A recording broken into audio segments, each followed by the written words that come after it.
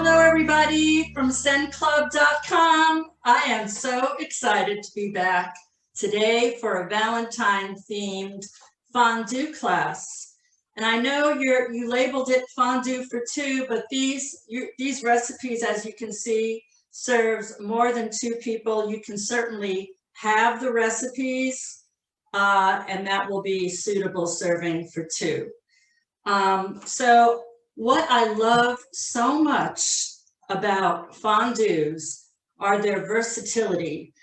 You can flavor them all different ways, whether you make a sweet fondue like the chocolate one we're making today. You can flavor it with different liqueurs like we're doing today, different spices. You don't have to put any alcohol in it if you don't want to, just add vanilla extract. The point is they are very versatile, whether you use milk chocolate or dark chocolate, so many things you can do. And of course, the types of dippers you can use for either the savory or the sweet fondues are endless, really. It's based on what you like. Maybe you're on a special diet and you're foregoing bread. If you're gluten-free, you can use all different types of dippers. You also don't need a fondue pot to make fondue. What you do need, however, is a heavy-bottomed saucepan so your mixture doesn't scorch. And that's all cookware. You know, if you have a cheap, thin aluminum pot or pan, foods are more likely to burn, and you want nice, heavy-bottomed saucepans so they're good heat conductors and they don't burn whatever's in the pan. Is anyone cooking along with me today? Has anyone answered Courtney's question? I haven't seen anyone in the chat. Haven't seen anyone? All right. I hope the next one, if they have me back again, I hope you cook along with me. That's so exciting. So the first thing, I just lost you. We got somebody who is cooking along with us. I believe Michael just said that. Michael, are you cooking along? I am. Oh, exciting. Wonderful. How are you? Doing really well, thank you. Okay, so we're going to start by making our pound cake croutons. So I would like you to look at your recipe and preheat your oven right now. I don't know how long it's going to take for your oven to preheat, but you need to set it on 350 degrees. And I want you to grab your sheet pan or your cookie sheet.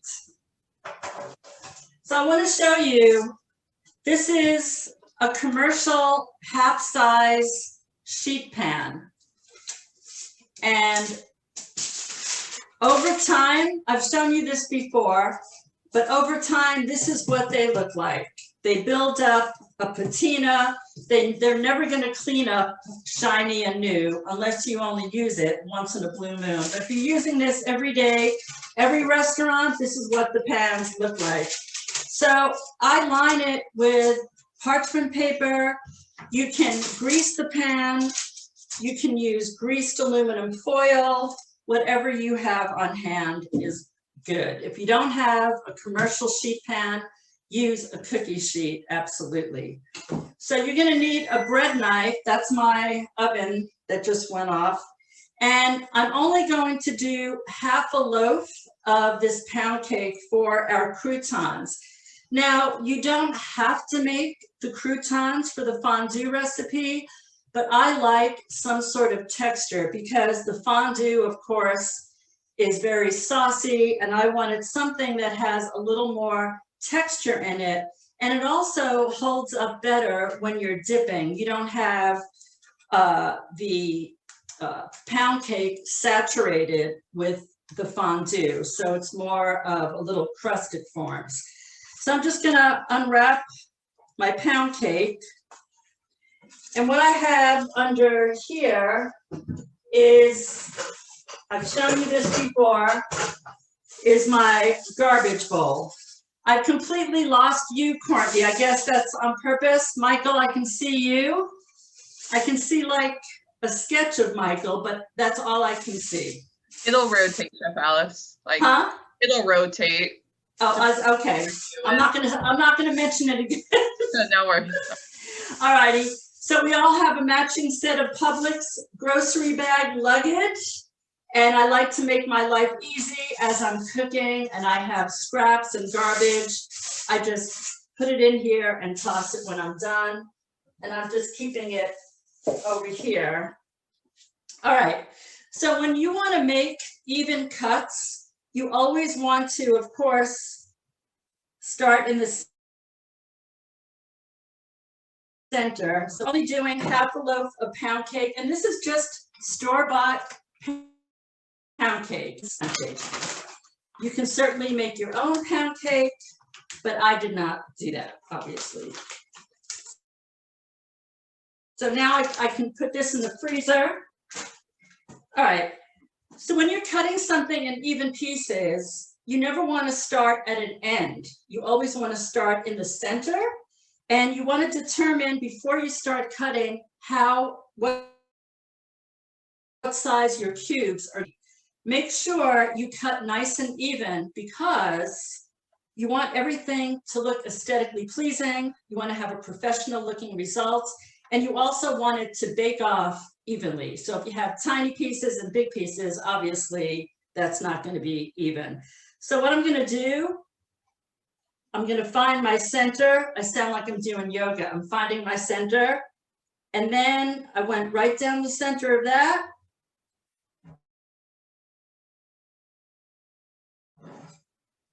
Down the center of this. And I'm just going to trim this little end piece off.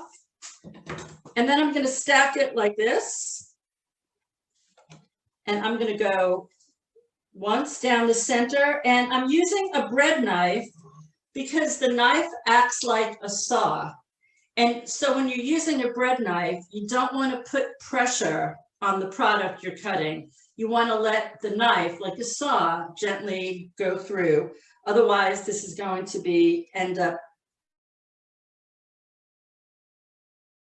with tons of board. So now I'm going to make one cut down the center, and these are going to be nice big cubes. Actually, let me think here. I'm going to trim this. Yeah, the end pieces are kind of big. All right. Perfect. So before I put them on my sheet pan, I'm going to go ahead and spray this with butter spray. If you didn't have butter flavored spray, you can certainly melted unsalted butter. When you're using butter for baking, never salted butter, because it will give all of your baked goods a salty overtone. So I'm just going to do a light spray.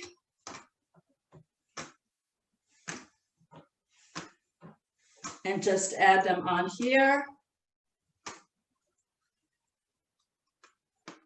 Okay, I think this one. All right, so we're going to give this another spray.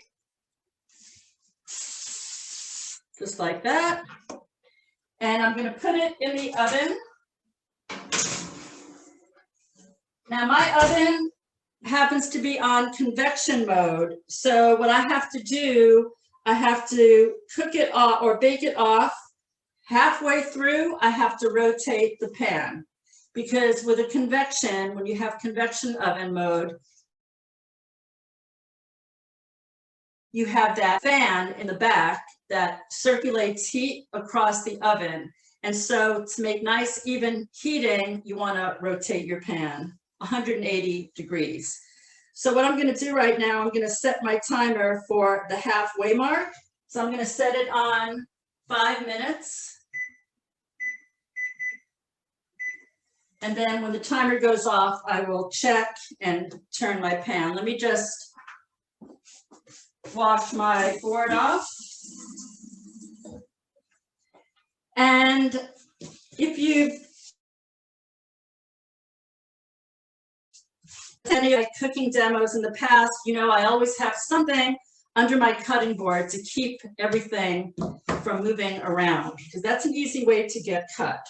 So right now I am done with my knife. I'll go ahead and put it in the sink. All right, so now we're going to go ahead while our croutons are baking off. I'm going to go ahead and begin the chocolate fondue.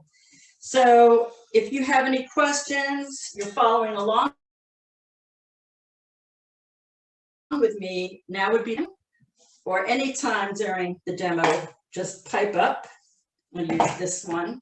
So I'm just using a stainless bowl and I'm going down all of my ingredients. And as you can see here, I don't know if you can see to my right, I have my mise en place all laid out on a tray. This is how I cook and bake all the time because I don't like a mess in the kitchen. I don't like, jars and lids and stuff everywhere. So when you set up your mise en place, you know what you need, you know what you have, and it's just a very relaxed way of cooking. So we're going to start with 1/3 cup of white sugar.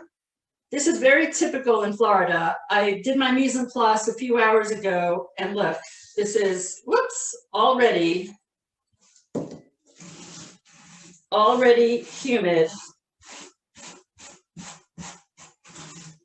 Made a little mess.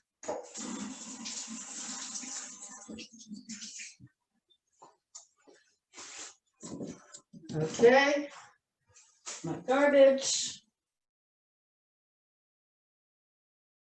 All right, so a cup of sugar. And I also have 1 tablespoon of cornstarch. And that's it for that. In the sink, let me just rinse my hands. Now the cornstarch, of course, is going to act as a thickener when we make the fondue. I'm just going to mix this. So now I'm going to grab my 50/50 that's in the refrigerator.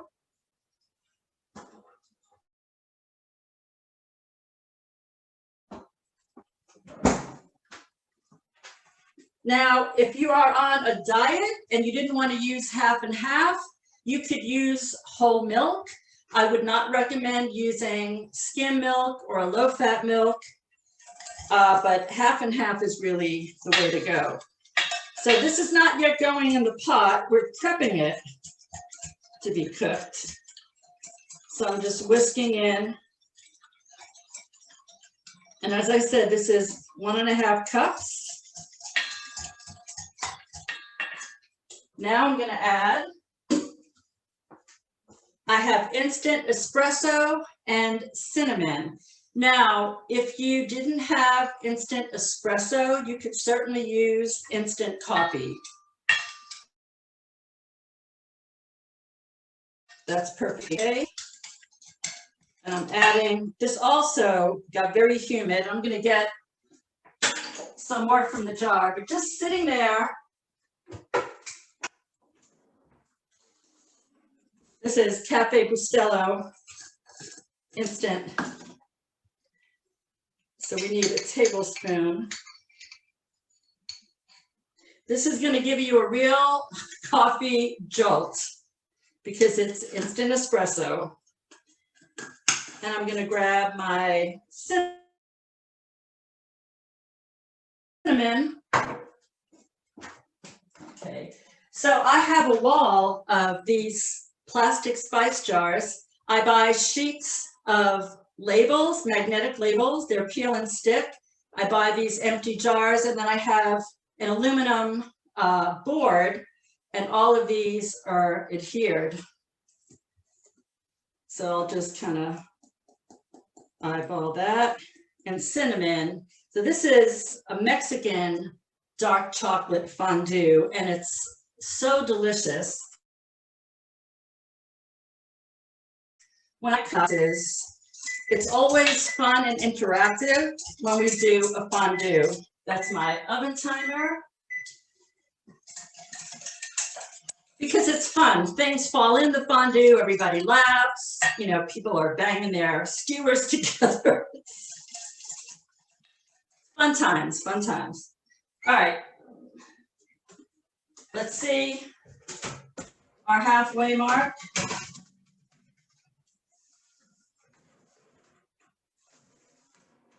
So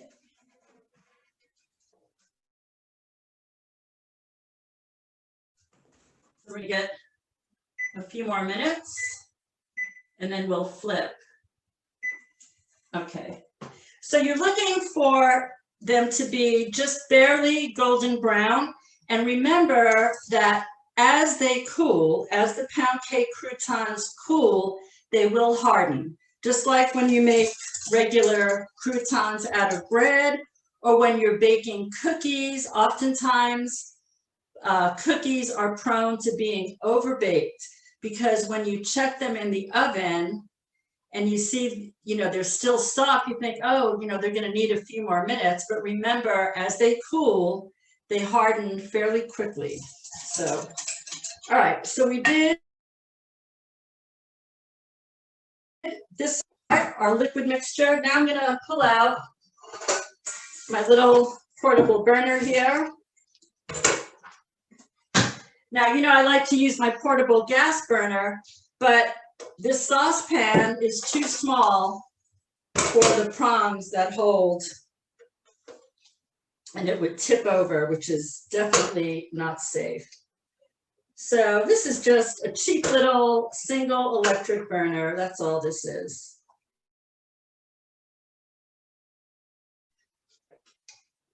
And we're going to talk about chocolate. The star of the show for this fondue is the chocolate. And you can either use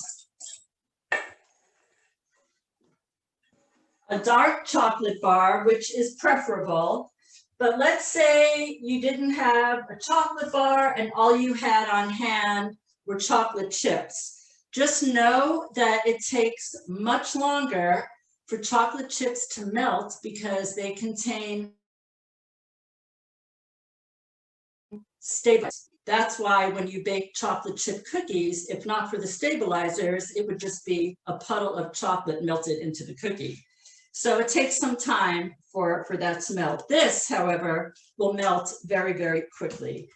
Now, chocolate can easily seize and burn, but thankfully, that's not going to happen today. We're going to add it right into our mixture. And these are individual bars. So I need 1, 2, 3, 4 of these. And I bought these chocolate bars. It's dark chocolate, 70% cacao, which is a nice bitter. I bought these in Aldi, of all places.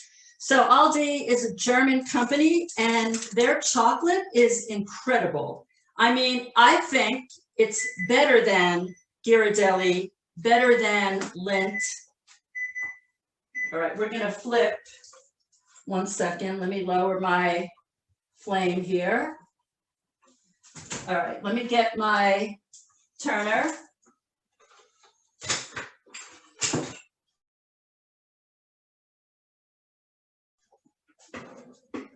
I can smell that golden.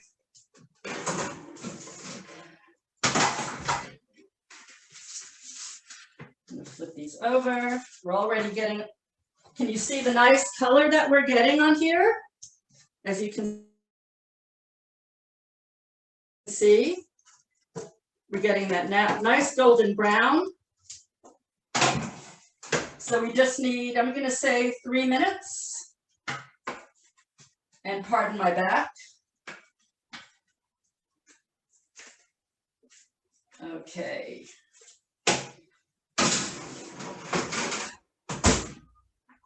This will do it, our final 3 minutes. Okay. Let me put my up glove away. All righty, so I was talking about the chocolate that I'm getting out here.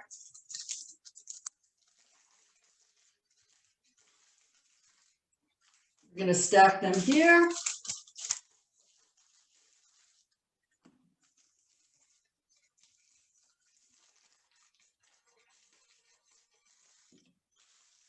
My garbage. All right, we're back in business. Okay, let me grab my whisk. All right, so now I'm going to go ahead, raise my heat up a little. All right.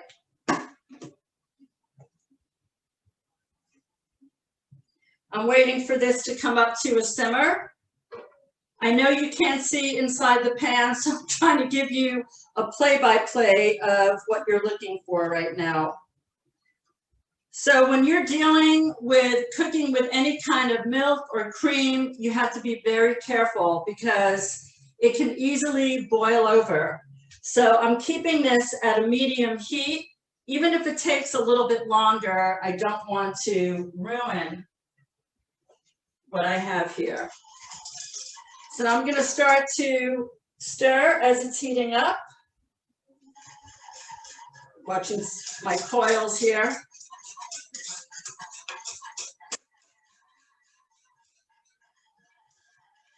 So I'm waiting for this to get thick. And then we'll go ahead and add the chocolate off heat. Put this away.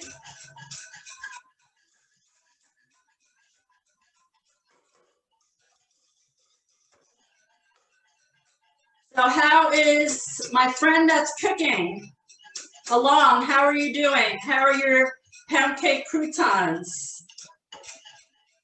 You want to let Courtney know so I could see how things are going? He might have, I'm trying to find him. Mike. I don't know if he left us or not. No, friend, come back. Okay, so can you see at all what's going on in the pan? It's pretty hard to see. It's hard to see. Yeah. Well, the mixture, the mixture is starting to thicken. And as I said earlier, you don't want to crank the heat up too high because this can very quickly scald and boil over. But it is thickening up beautifully. And let's get out the croutons are ready. I'm watching. So as you can see, nice and golden brown. And I'm leaving the oven on for the roasted potatoes for the cheese fondue. So the oven's playing double duty today. So we're getting nice and thick. I want to see if I can show you. The mixture is coating the back of the spoon, and you see it's leaving a trail when I put my finger through it. So I know it's getting thick. Chef Alice, Michael is back on. I believe he's our cooking friend here. Hi, Michael. How you doing? Mike, you get a shout out here. Love to see how the cooking's going here for you. Where is he in his steps? Let's see. My chocolate fondue is not thickening very well. You have it on a medium heat and it's up to a simmer? Got a couple of bubbles, but that's about it. Did you see the back of my spoon that I just showed you? I did. So I'm going to be adding my chocolate now.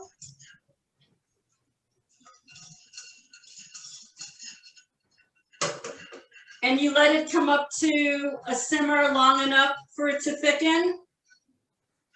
No. Still attempting to.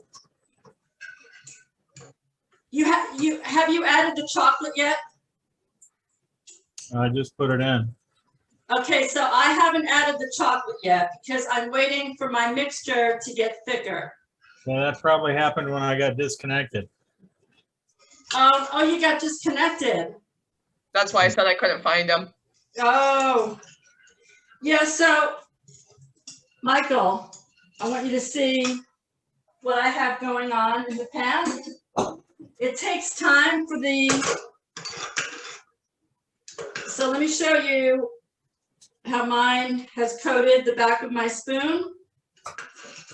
And it continues to thicken inside the saucepan. Can you see that? I can coat the back of my spoon. You've already added the chocolate though. Right. Yeah, I'm wondering if you allowed it to thicken long enough before adding the chocolate. Yeah, probably not. Yeah, that you have to do that first. And then you add the chocolate.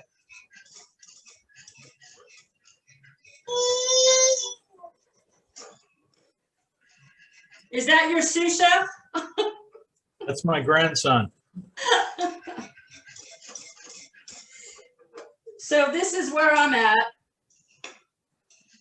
My mixture is thick enough now. I can add my chocolate.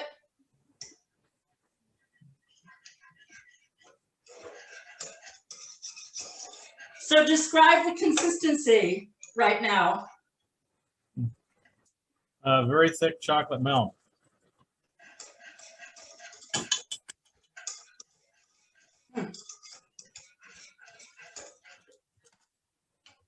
Well, without being there, it's hard to say what happened, but my guess is you may not have let the half and half mixture thicken long enough.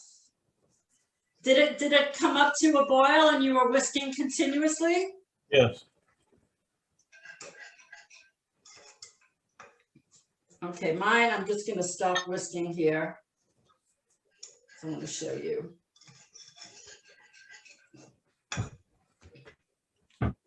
You know, you can remedy the fondue if it's not thick enough for you.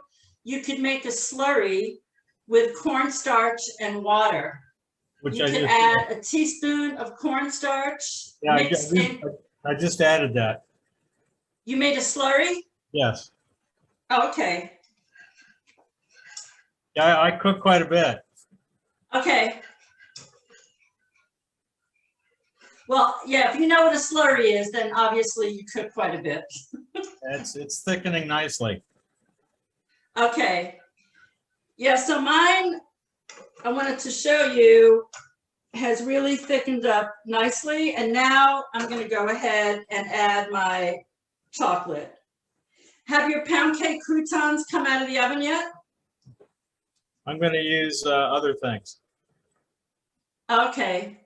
I mean, your other dippers. My ciabatta has come out of the oven. I thought we were making the cheese fondue first. We're going to finish with the cheese fondue. Right. Yeah. Okay, I have Okay, a really so nice chocolate fondue now. I didn't hear what you said. I have a really nice chocolate fondue now. Wonderful. Yeah, I want to show you now the consistency of my half and half mixture. So it's thickened up nicely. So now my heat is off and I'm going to drop in my chocolate first.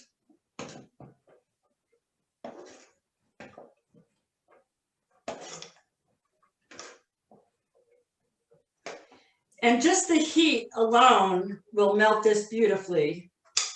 You can already see the streaks, as you can see. Look at that.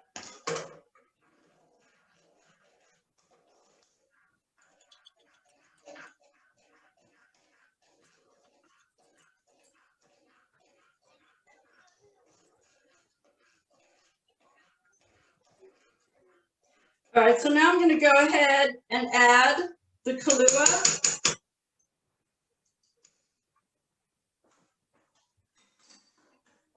Just a little bit of Kahlua. If you didn't have Kahlua, that's fine. You don't have to add it. Just a little splash. Any kind of coffee liqueur. All right.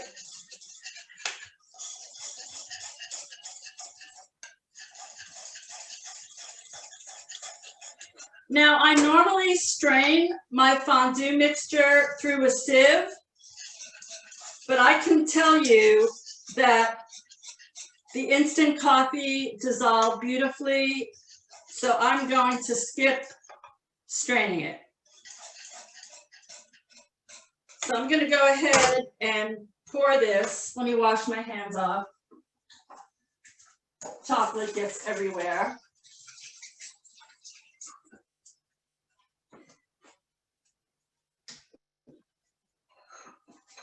So a nice way, if you're having, let's say, a large dinner party, and it's hard to get everybody gathered around one communal space to do your dipping, and it may not be very sanitary, right, for people to dip. And so I like to use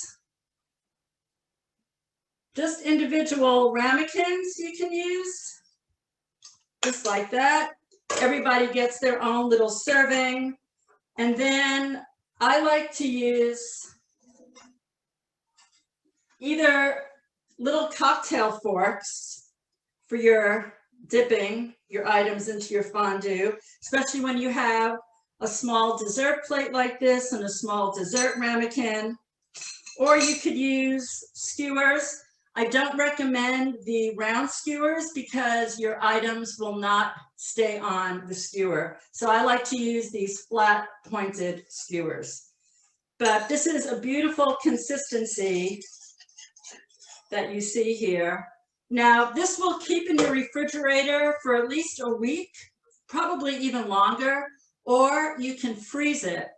And the nice thing about this, you can use it not just as a fondue, but as a hot fudge sundae sauce. If you were doing, let's say, a Mexican hot fudge sundae, you could use pepitas instead of almonds, you know, the little shelled pumpkin seeds. You get the idea. Or the little tuiles, those little cookies, the rolled cigarette cookies, they call them. You can certainly pass out your pound cake. As you can see, we now have a nice crispy pound cake. It's not too hard. I've got, what else do I have here? Banana, apple. I like to cook with the seasons. So this time of year, you have your winter fruits, your pear, your bananas, your apples. Strawberries are just about coming into season. So that's it for your chocolate fondue. Do you have any questions so far? If not, we're going to proceed with doing the roasted potatoes. So let's move this out of the way. Okay, let me wipe this off. All right, so my favorite all-purpose potato are Yukon Golds. They may not be as pretty as the red Bliss potato, but I think it's a fantastic potato. They're rich in flavor. They're fantastic for mashed potatoes. You can practically mash them with a fork. They come out so soft. And they're sort of medium starch. It's not the kind of potato you would use to make gnocchi. That you need like a baking potato, a good russet. But I love the Yukon Gold potato. It's my favorite. And I've already scrubbed these. Now, if you didn't have baby Yukon Gold potatoes, you can use a medium potato and quarter it or cut it into 6 wedges. Just make sure everything is as even as possible. So what I'm going to do is get some olive oil in the pan. Now, I have extra virgin and I have canola oil. So I'm making a blended oil for the pan, for the potatoes, and I'm just doing that. And then I'm just gonna spread this out. This way, the potatoes will brown nicely. I'm also gonna add some kosher salt. Why do we use kosher salt in everyday cooking? It's because there's no iodine in kosher salt. That's number one. And iodine gives foods a metallic taste. Secondly, it's easier to control the amount that you're dispersing on your food, right? What I'm doing now is called broadcasting. And this looks like a lot of salt because potatoes can take a lot of salt, more than you think they need. I'm going to add a little bit of pepper because I'm going to cut these in half. Let me wipe my hands. All right, so we're going to do some knife work. So I know, Mike, you're an accomplished cook, but whoever else is watching, you may need some knife skills practice. So I want to show you how I hold a chef knife. This is just a standard 8-inch chef knife. For my hands, this serves the purpose. If you're a big guy, huge hands, you might feel more comfortable with a 10-inch or a 12-inch, but this is standard 8-inch chef knife. So I have on one side of the knife, right here on the blade actually, goes my thumb. On this side, I pinch with my index finger, and then I grasp it right here, just like this. So this is what's known as choking up on a knife. And when you're cutting something round and hard that can easily slip away from you, it's always a good idea to hold it in place and then cut right in between. And because potatoes are very, very starchy, they tend to stick to your knife. So I just like to take a little bit of the oil that I have here in the pan and just run it right along the edge of the knife. And I do the same thing if I'm cutting dates or if I'm cutting prunes, which tends to stick to your knife. So I'm just cutting these in half. And you want to decide how are you going to cut these, right? If you're going to go crosswise or lengthwise, so they all look nice. And these do not take long to bake off at all because they're so small. Now, if you didn't want to do potatoes, you could do roasted broccoli. You could do asparagus. Just think of what doesn't go with cheese, really. And I also have ciabatta, which is my bread of choice for fondues because it really holds up well. It has a beautiful, beautiful crumb to it. It's nice and airy, a beautiful, what they call a sponge. So when you do a sponge in baking, you're basically giving your bread a head start. You're taking a small amount of the flour, the yeast, and the water, and you're letting that proof and bloom before you add your remaining flour. And it really does make a difference, resulting in a beautiful bread. So I'm gonna just hit it with just a little bit. So why am I blending it? Because I don't want to impart too strong of a flavor of the extra virgin olive oil. This is really good extra virgin. People will ask me, should I use light olive oil? And I don't know why you would use light olive oil. Just get good quality olive oil. Make sure, you know, ideally, it would be nice if you could taste it before you buy it, but buy it in small quantities if you're not sure. You don't want to waste a lot of money on, let's say, you know, a liter, and then you're going to end up tossing it if it's not good. All right, so in this on the top shelf. Let me grab, make sure I didn't forget anything. All right, so we're gonna set this, I'm gonna raise this a little bit.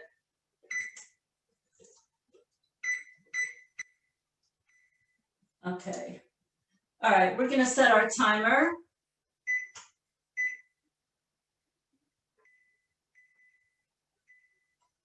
Okay, all right, so now we'll go ahead and cut the ciabatta. This also makes terrific garlic bread as well. It really, really holds up well.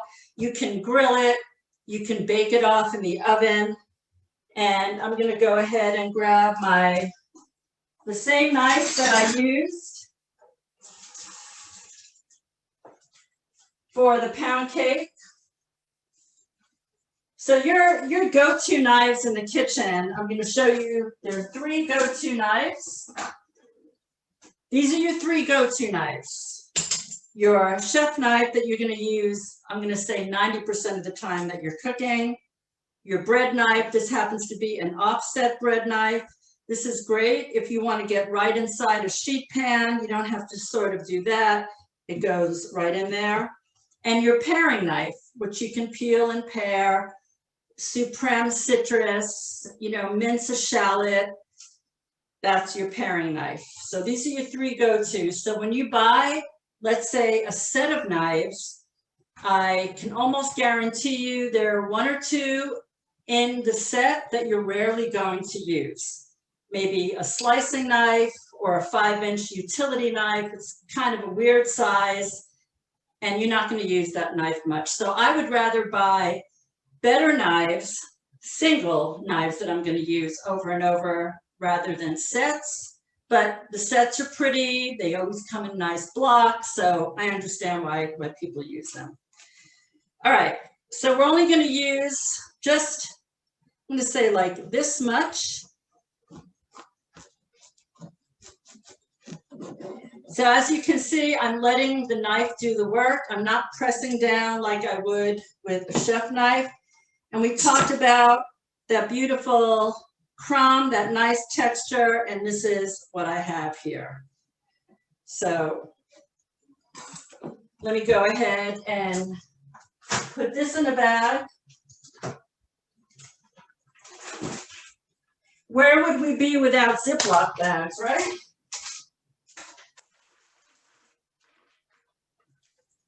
This and Velcro, like the greatest inventions. Okay. All right, so I'm going to go ahead and just trim this end piece here. All right, now I'm going to cut this in half.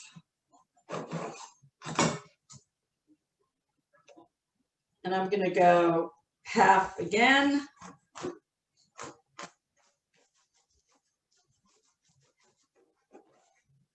Now I'm going to also do the same, find my center, go right through, and I think we're going to do, this is pretty big, so we're going to do 2 cuts.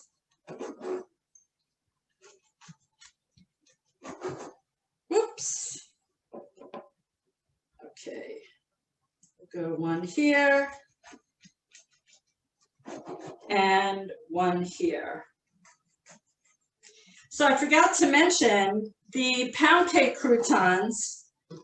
When I serve ice cream sundaes, and I made this for you, I'm going to say several months ago. I think it was my first demo when I did the strawberry balsamic sundaes with the pound cake croutons. So the croutons were smaller because they're going on top of the sundae. And of course, you need bigger ones for the fondue.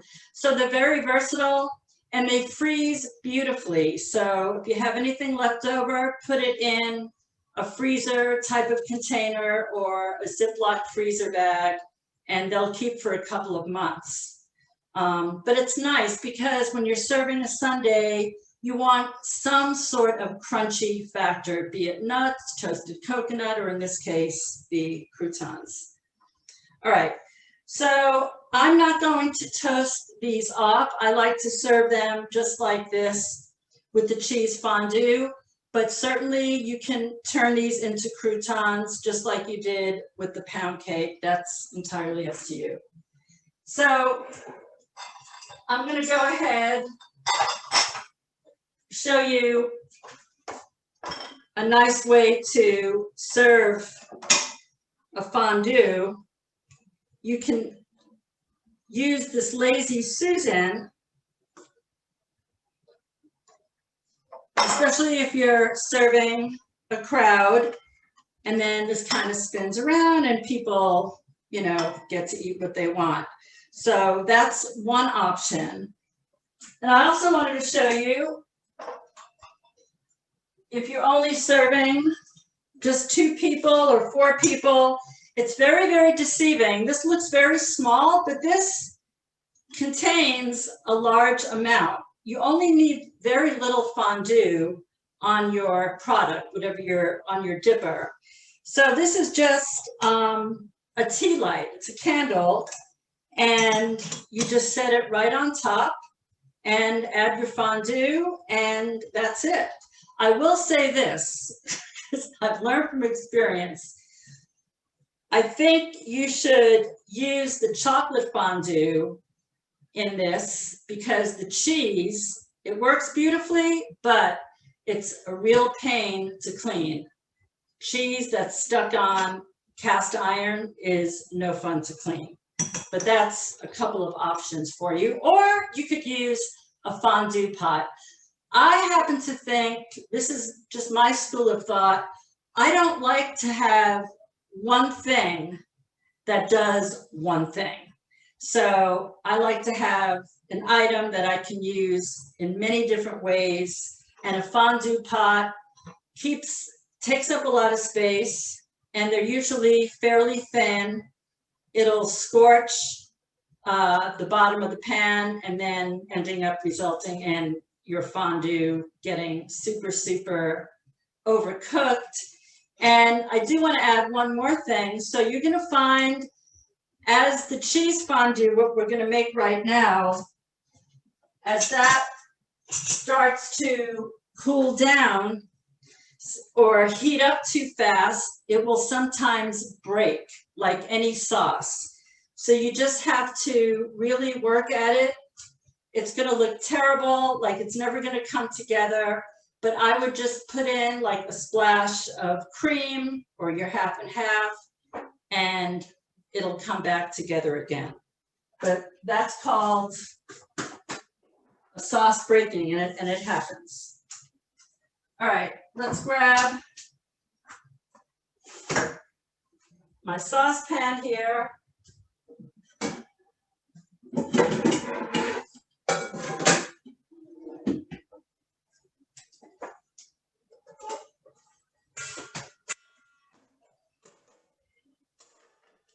Can I ask Mike where you're at in the process? Ready to make the cheese fondue. Okay. All right. So I'm going to start with my garlic. We love garlic in our house. I mean, a crazy amount of garlic we eat. My husband eats garlic raw. I can't handle it. So I'm just going to cut this clove in half, just like this. And I'm actually going to rub it. Just like when you make a Caesar salad, and old school Caesar salad, and you're rubbing the inside with the cut garlic clove. And it really does pick up the flavor. All right. So now I can toss this, my garbage. All right. So first thing I'm going to do, I'm going to mix my cornstarch. Cornstarch is being used again. And this is mentioned in your recipe, This is a Swiss and Gruyere mix. You could certainly buy the wedge of Gruyere. So the cornstarch serves two purposes.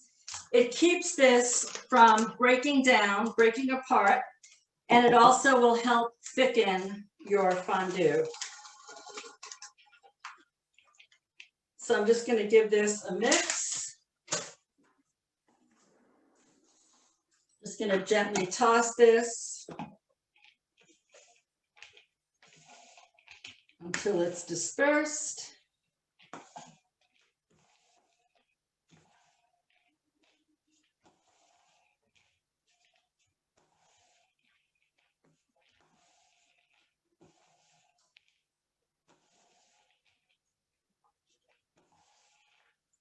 Okay, let me grab my lemon juice.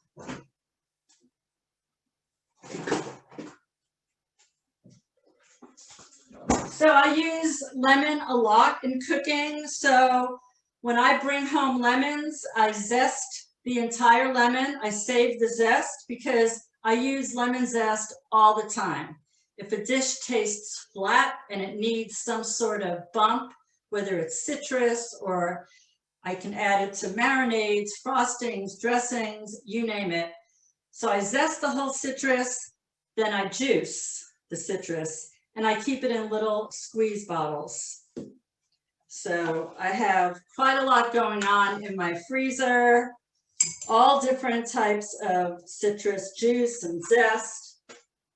And I couldn't think of cooking without citrus. All right, so we're going to start by adding our wine. Now, I have one thing to say. You can use any kind of white wine, dry white wine you like. Just don't use cooking wine. They're very, very high in sodium. It's not a wine that you would want to drink, so why cook with it?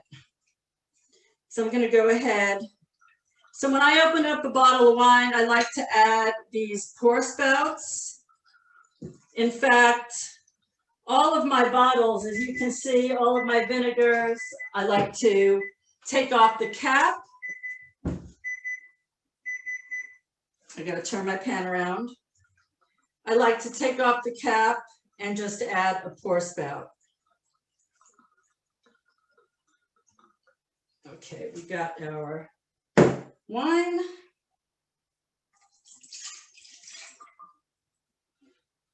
And we need our lemon juice. Okay, so that's our, all right. Let me turn my pan. Got lots of plates spinning here.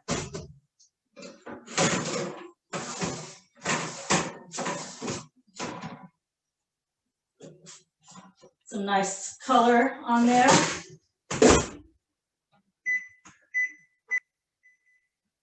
All right. Okay. I'm turning on my stove.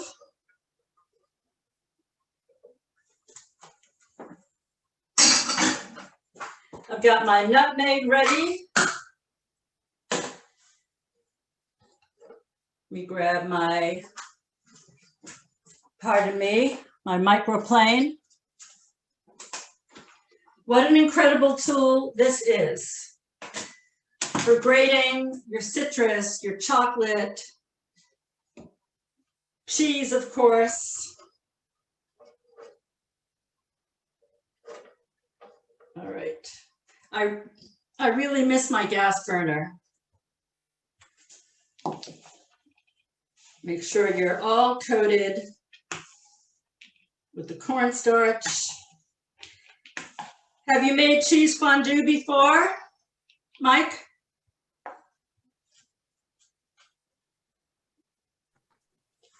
Did we lose you, Mike? Yeah, can you hear me? Yes. Yeah, I have not. Okay. All right, so we're bringing this up to a simmer. We don't want to hard boil this.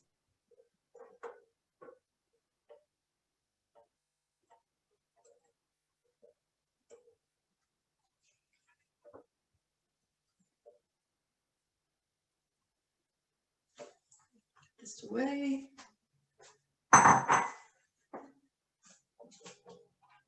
Any questions so far? So you can make all different types of fondue depending on the cheese. You can make a Mexican fondue with beer and spicy Monterey Jack, or really good quality cheddar cheese, good quality cheddar, like an extra sharp. One of my favorite cheeses is Cabot brand. They're a creamery out of Vermont. They've been in commercial stores now for years, but they're seriously sharp. Cheddar is fantastic. All right, so now I'm just simmering. So now we're going to go ahead and add in gradually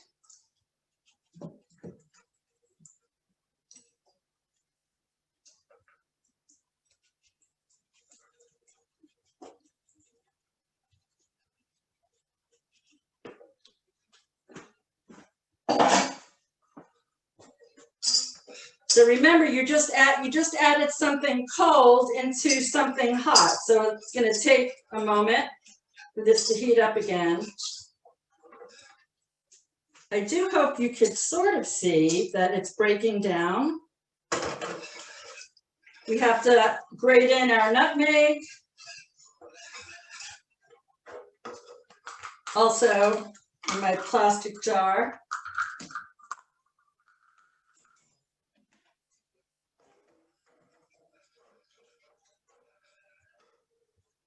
I think I can crank up the heat just a little bit.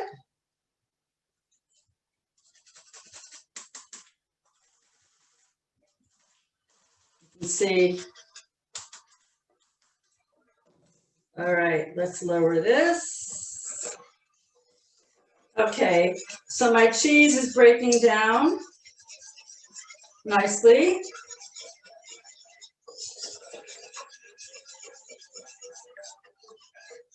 You want to keep it going.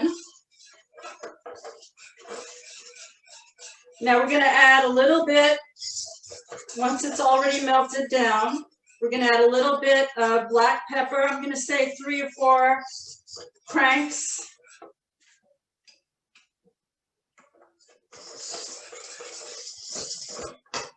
All right.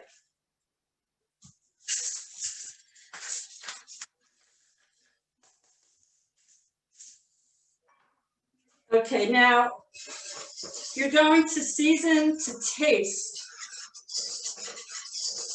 with salt, because cheese has a lot of sodium in it, and we want to make sure we don't kill it with salt. So I want to taste it first. It's going to be very hot, of course.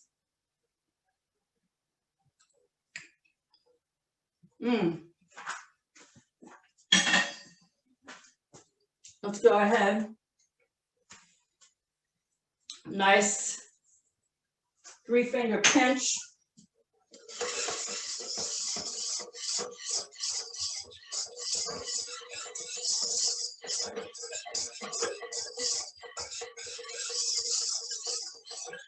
How's your fondue coming along, Mike?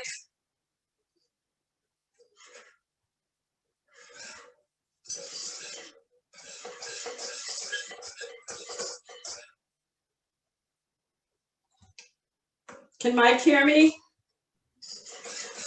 I can hear you. I just keep turning on and off my microphone. Okay. It's looking really good. Okay. What are you serving it with tonight?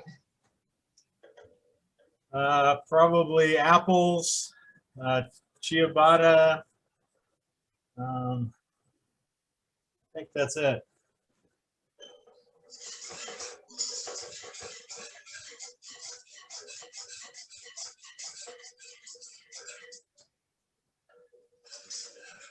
Okay, so Jeff Alice, we're gonna have to compare whose looks better over here.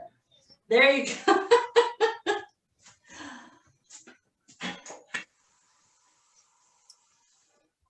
right, so let me go ahead. So we will pour this. Look at that. Let me grab a spatula. This is a high heat spatula.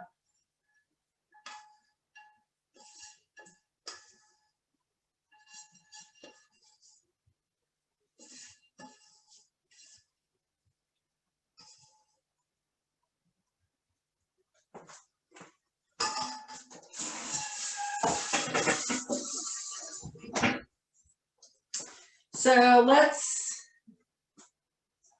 grab a piece of ciabatta.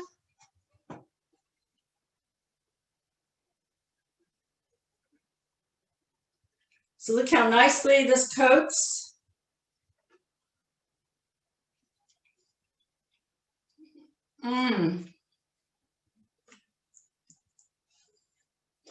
So good.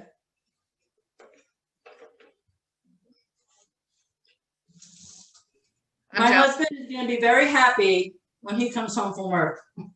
I'm jealous, Chef Alice.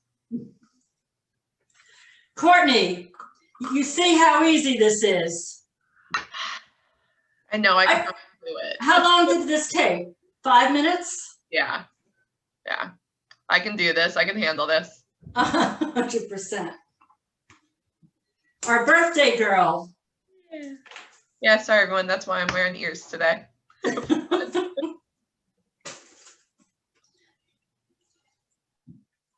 Any questions for me? Anyone? Yeah, feel free to unmute yourselves or put them here in the chat. Chef Alice does do more than just fondue. We just made the cheese fondue, and it's very good. You just made the cheese fondue? With you, yes. Oh, I didn't know anyone else was cooking besides Mike. Yeah. No, we've been in here. I don't know why the picture didn't come up or anything.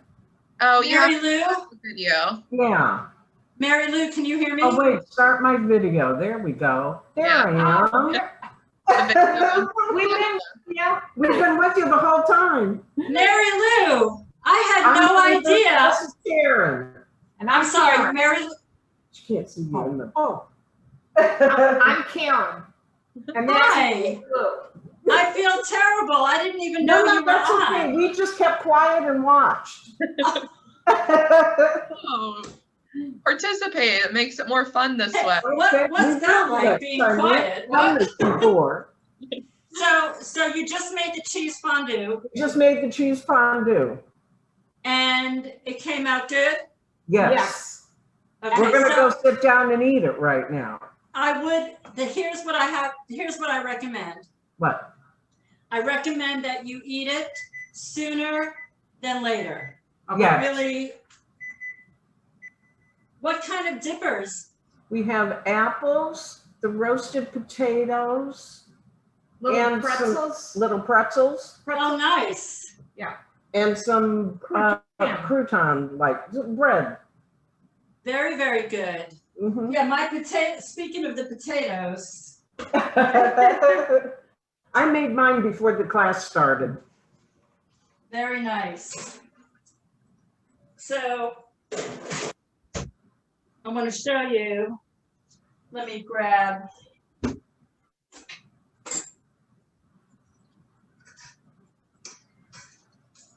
Can you see the beautiful color? Yeah.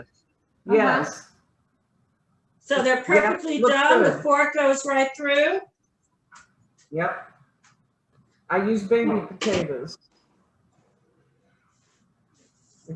Well, I am so happy. So have you all attended the previous cooking demos? No, this is the first one we've done. Oh, nice. Nice. But we'll be back again. It was great.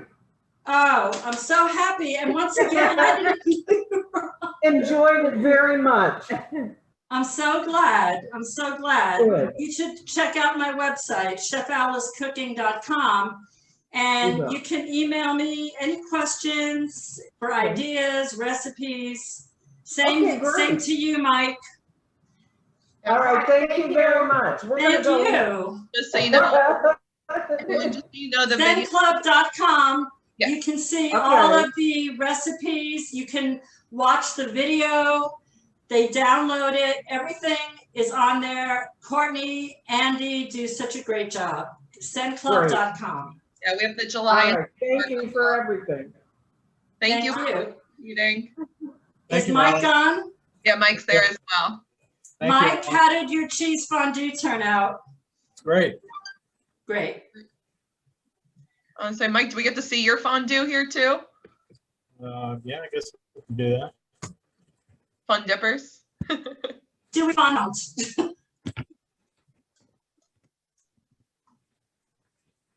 Hey, Mike. Oh, that looks like a nice consent. Oh, Very nice. very jealous right now. Over there is the chocolate. Ooh, Thank Crouton. you.